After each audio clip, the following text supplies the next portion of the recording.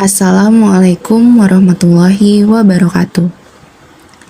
Al-Quran dan sains mengungkapkan banyak hal di alam semesta ini. Salah satunya nebula luar angkasa. Ledakan nebula merupakan salah satu fenomena luar angkasa.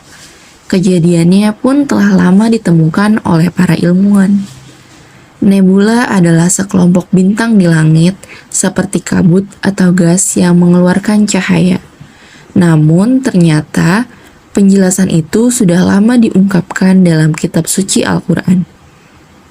Dalam buku Sains dalam Al-Quran, karya Nadia Tayyarah, dijelaskan bahwa pada 31 Oktober 1990, salah satu badan antariksa terbesar di dunia memperlihatkan gambar yang dicitrakan oleh teleskop raksasa.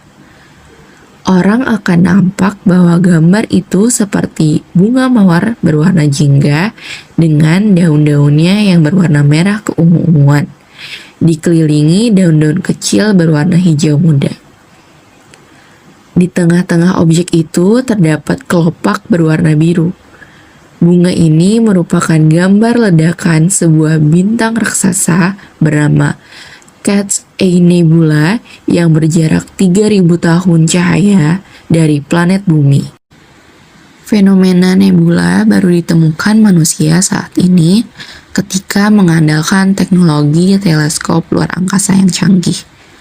Dalam kitab suci Al-Quran, rupanya telah diungkapkan terkait fenomena ini.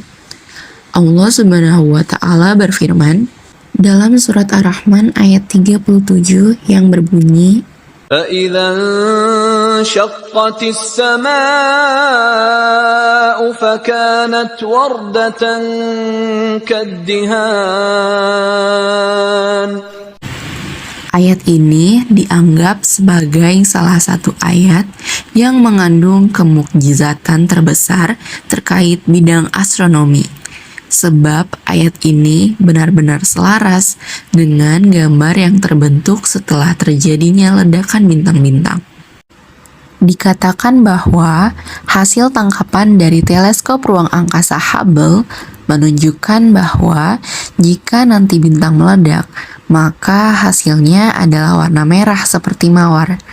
Bahkan dalam beberapa email yang beredar atau fakta yang sudah ditemukan, dinyatakan bahwa seharusnya sebuah nebula dinamai Oily Red Rose Nebula atau nebula mawar merah yang berkilap, sesuai dengan arti Ar-Rahman ayat 37. Dalam ayat Ar-Rahman ayat 37 disebutkan langit yang terbelah. NASA atau Hubble mendapatkan foto yang menyatakan bahwa itu adalah hasil ledakan sebuah bintang.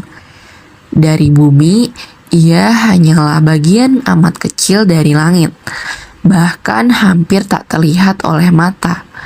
Nebula yang tertangkap oleh teleskop adalah cahaya yang telah mengarungi angkasa ribuan tahun cahaya lamanya.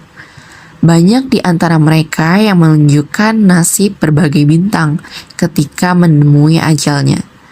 Namun tak sedikit pula nebula yang merupakan tempat lahirnya bintang-bintang baru. Ayat ini menerangkan bahwa apabila datang hari kiamat, terbelahlah langit dan warnanya menjadi merah mawar seperti kilapan minyak. Maka rusaklah peraturan-peraturan alam, dan bertebarlah bintang-bintang serta segala apa-apa yang ada di langit. Pindah dari tempatnya karena dahsyatnya hari itu. Dalam ayat lain, Allah berfirman dalam Quran surat Al-Infitor yang berbunyi, Bismillahirrahmanirrahim. إذا السماء انفطرت وإذا الكواكب انتثرت. Dan juga pada Al-Quran surat Al-Insyiqaq ayat 1 dan 2. Bismillahirrahmanirrahim. إذا السماء انشقت وأذنت لربها وحقت serta Quran Surat Al-Haqqah ayat 16. وانشقت السماء فهي يومئذ واهية Yang artinya, dan terbelahlah langit karena pada hari itu langit menjadi rapuh. Ayat tersebut berbicara mengenai alam semesta. Alam semesta diperkirakan berumur antara 15 sampai 18 miliar tahun.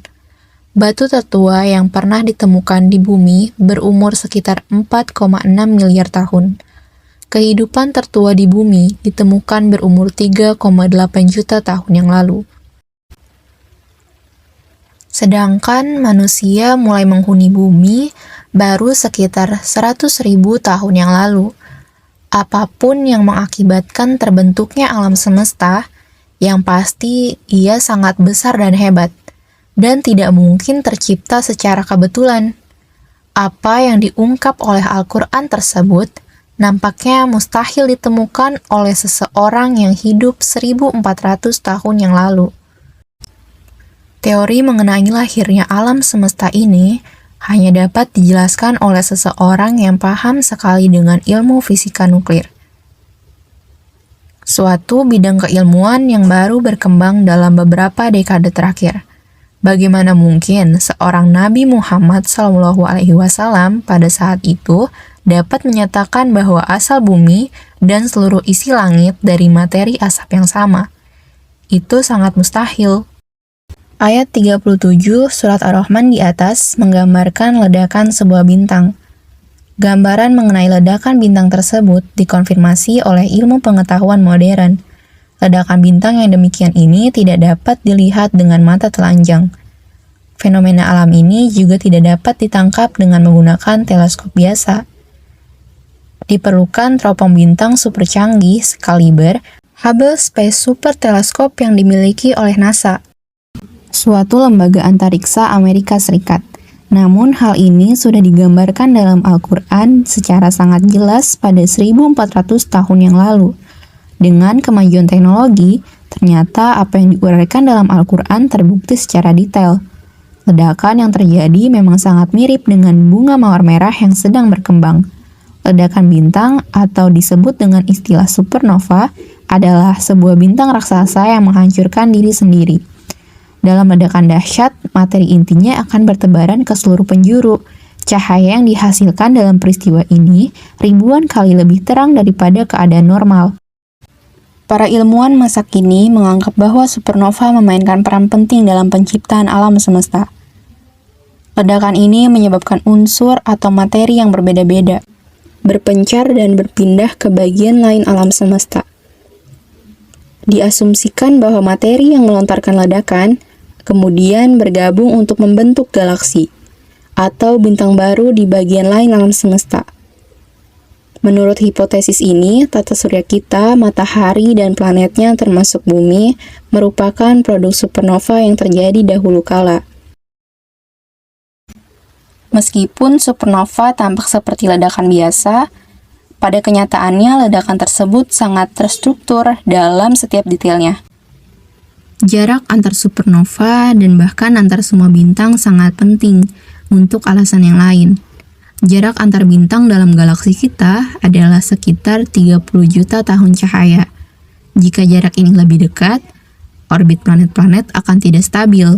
Jika lebih jauh, maka debu hasil supernova akan tersebar begitu acak. Sehingga sistem planet seperti tata surya kita tidak mungkin pernah terbentuk.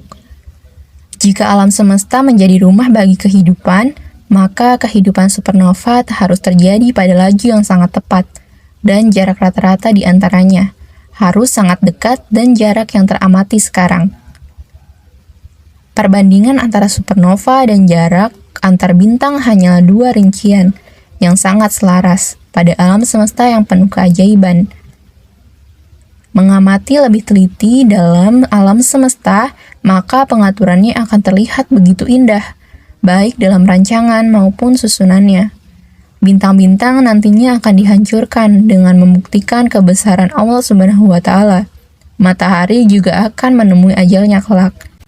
dengan ledakan hebat seperti nebula. Ledakannya bisa akan melumat bumi dan isinya. Ketika itulah apa yang digambarkan Allah Subhanahu wa taala tentang terbelahnya langit terjadi, dan hal tersebut merupakan perkara kecil dan mudah bagi Allah. Terima kasih bagi yang sudah mendengarkan sampai habis.